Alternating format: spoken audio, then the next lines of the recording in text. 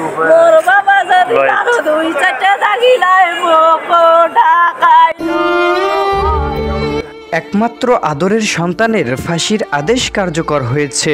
বিষয়টি জানতে পেরে আদালত প্রাঙ্গণে কান্নায় ভেঙে পড়েছেন দুঃখিনী মা।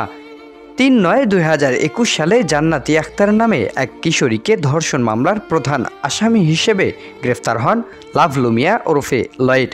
দীর্ঘ 3 বছরেরও বেশি সময় ধরে সেই মামলা চলার পর গত বৃহস্পতিবার মামলার রায় দেয় নারী ও শিশু নির্যাতন ট্রাইব্যুনাল আদালত। তবে আসামি পক্ষের দাবি সেই মামলায় সুষ্ঠু বিচার করা হয়নি।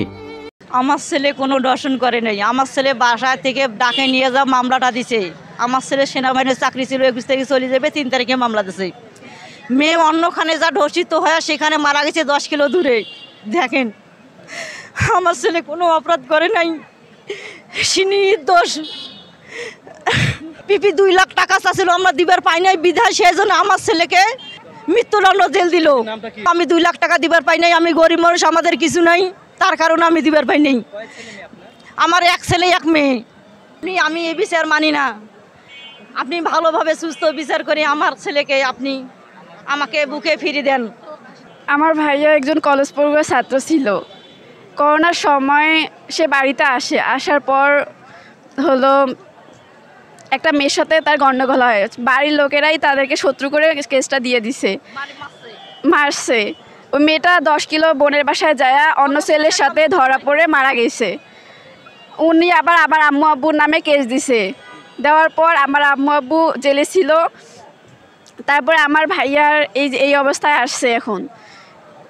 ভাইয়ের আমার চাওয়া হচ্ছে এখানে সুষ্ঠু বিচার হয়নি, কারণ তার তো কোনো ধর্ষণের রিপোর্টে আসে নাই। নির্দোষ সে একজন কলেজ পড়ুয়া, এখানে ষড়যন্ত্র করা হয়েছে।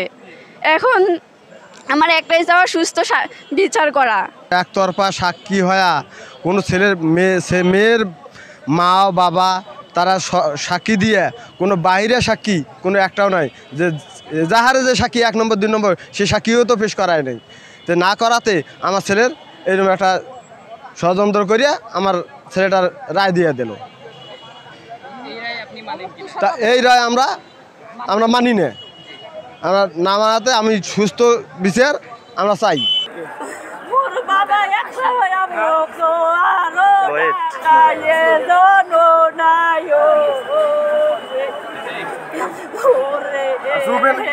দশ মাস 10 দিন গর্ভধারিণী মা বোঝেন সন্তান হারানোর বেদনা কতখানি। তাই তো পৃথিবীর একমাত্র আশ্রয়স্থল মায়ের কোল। Sohel Rana, news desk, RJ News 24.BD, Rangpur.